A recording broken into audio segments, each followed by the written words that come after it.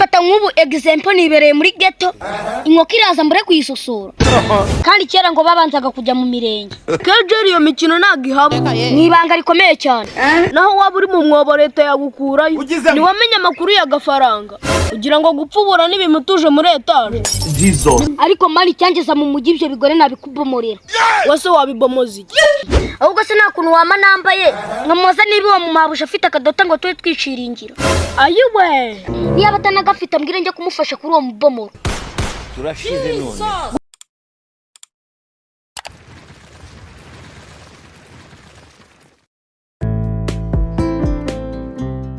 sha jye nambaye bayinacura zanjye sinzi ko nabasha kugutageta hagezweho Sarisa igikabyo ufite nangize ngo ugiye kumuranduramo nyababyeyi naho uraswasa ako mwana ibi bikino tube tubiretse ngo wereke diro twiganire kujya twaryikira hasi reka ni kubyagara frere wa Sarisa yapfuye hapfe wowe w'umutini yarakize yaramenetse none ngo yapfuye ariko ni mukabari nkuru kwitari umuntu narabara n'umwaka i Kigali none ngarakiza aramenetse ako ubundi mwashatse ibindi bintu muganira oyereka akazunga nyibwirire shaka vuba byihorera ubu ko maze kubona ko haraba Imana yahaye nabitahaye yahaye iki umugisha no kwiberaho neza kugira ngo gupfubura n'ibimutuje muri etaje niba ngari umugore wo mu majoro barasiye kuri misiyo niba ngari umugore w'ingagari yitabye Imana ayo makuru niyo nafite neza ariko mari cyangeza mu mujyi ibyo bigore nabikubomorera wase wabibomozi shabyore nanjye nkubwiye inkuru yanjye wakumira ibaze ko nimwe mu gitondo cya kare nagize ngo njamye ku ijeke gute se sha niyo mpamvu utabyumva ko nakebuye amaso nkabona ndaberekanye niwe nzamuye yewe we sha reka mubamare bihera mu buto sha nkubonye mu buto mu mamesa nzaba numva sha wenda uzambone muri samuna none se nyine ibya Twiri urabishyigikiye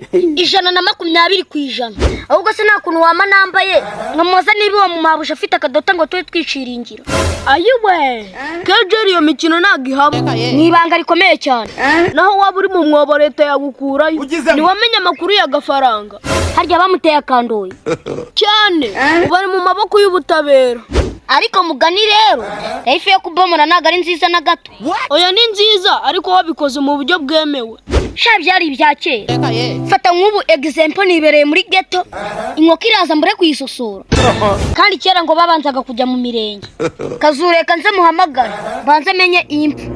kiramo namba ya Twiri aro we twibyifashe gute mwana meze neza cyane twiye amakuru yaho mu murwasa keji tumeze neza amakuru yaho mu cyaro natwe ni fresh gusa nyine nashakaga kukubaza rwose mbaza naribi nose ko twakuranye hari ikibazo nase twi kazungu yaranebwa bumwe mwari muturanye ngo ufite imodoka nibyo cyamara beshye cyane rwose nge ndayifite kandi na madamu arayifite oh my godness twifite na madamu aravuze ngo cyane madamu wenda mufite nahunze ubwo bukene bwaho ngaho avuze gute niza ko icyo gitelefone mbanze muvugisha niko twingo wahunze ubukene bwo mu cyaro